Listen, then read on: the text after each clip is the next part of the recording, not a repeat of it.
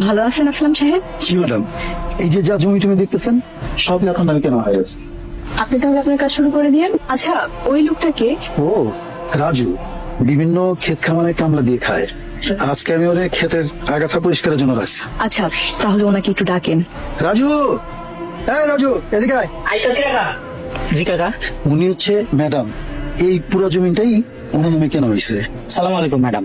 ওয়ালাইকুম আসসালাম। আপনার কি কোনো সমস্যা? না তো ম্যাডাম, কোনো সমস্যা নাই। তাহলে আপনি নিচের দিকে তাকিয়ে আছেন কেন? পর্দা করতেছি ম্যাডাম। পর্দা করছেন মানে? পর্দা করা ফরজ। আল্লাহ তাআলা নারী পুরুষ দুইজনকে পর্দা করতে বলছেন।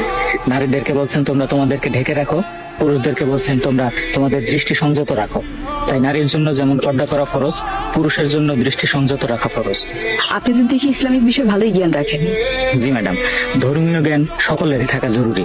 ইসলাম শুধু একটা ধর্ম না, একটা পরিপূর্ণ জীবন ব্যবস্থা। ঠিকই বলেছেন। এই রাজু, তোর কি মাথা খারাপ হয়ে গেছে? উনি আমাকে ম্যাডাম, তুই কারে কি কস? উনি ঠিকই বলেছেন আসলাম সাহেব। আমরা নারীদের পর্দার বিষয়ে কথা বলি, কিন্তু পুরুষের পর্দার বিষয়ে এড়িয়ে যাই। রাজু সাহেব, আপনি এখন যেতে পারেন। জি ম্যাডাম, আসসালামু আলাইকুম। ওয়ালাইকুম আসসালাম। আচ্ছা আসলাম সাহেব, উনি কি বিবাহিত? কে? রাজু? হ্যাঁ। এই কথা কেন জিজ্ঞেসেন ম্যাডাম? এমনি? ও তো বিয়ে করে না ম্যাডাম, করবো কেমনে? গরিব মানুষ। ওর বাপে যখন ছিল অবস্থা ভালোই ছিল, এখন তো পেট চালাইতে কষ্ট হয়, বউ চালাবো কেমনে? আচ্ছা, ওনার ফ্যামিলিতে কে কে আছেন? কেউই নাই। এই কথা কেন জিজ্ঞেসেন ম্যাডাম? আপনি আমার সাথে চলুন, আমি বুঝাইয়া বলছি। ইঞ্জিনিয়ার সাহেব, আপনি এখানেই থাকেন। আচ্ছা ঠিক আছে। আপনাকে এখানে নিয়ে আসার কারণ কি জানেন? আমি রাজু সাহেবের বিষয়ে জানতে চাই। রাজুর ব্যাপারে জানে কি করবেন ম্যাডাম? আমি ওনাকে বিয়ে করতে চাই। আপনি এসব কি করতেছেন ম্যাডাম? আসলাম সাহেব, মানুষ কখনো সামান্য হয় না। সত্যি কথা বলতে আমি মনে মনে ঠিক এরকমই একজন মানুষ খুঁজেছিলাম। কিন্তু এই বিয়ে তো সম্ভব না। কেন সম্ভব নয়? কেন? আপনি তো বড় লোক, রাজু বড় লোক পছন্দ করে না। বড় লোকে কি সমস্যা? তা জানি না। আচ্ছা ঠিক আছে, তার যদি বড় লোকে সমস্যা হয় তাহলে আমি গরিব হয়ে যাব। রাজু, হ্যাঁ রাজু।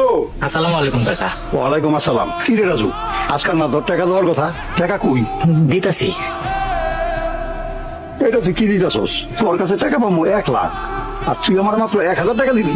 দেখ রাজু, আমার লোকে কিন্তু তোর টাল টিপেটি করে চলবো না। আপনি তো জানেন কাকা, আব্বা বাইচা থাকতে তো আমাকে এত অভাব ছিল না।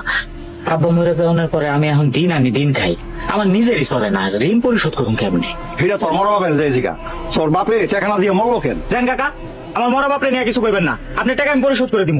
ঠিক আছে, তাহলে 1 টাকা দিবে আমার। এখন কেমনে দিব? এখন তো আমার কাছে কোনো টাকা নাই। টাকা যদি না দিতে পারোস তাহলে এই ভিটা বাড়ি ছেড়ে দে। কি কোন কাকা, 1,00,000 টাকার লোক ভিটা বাড়ি লিখে দিব?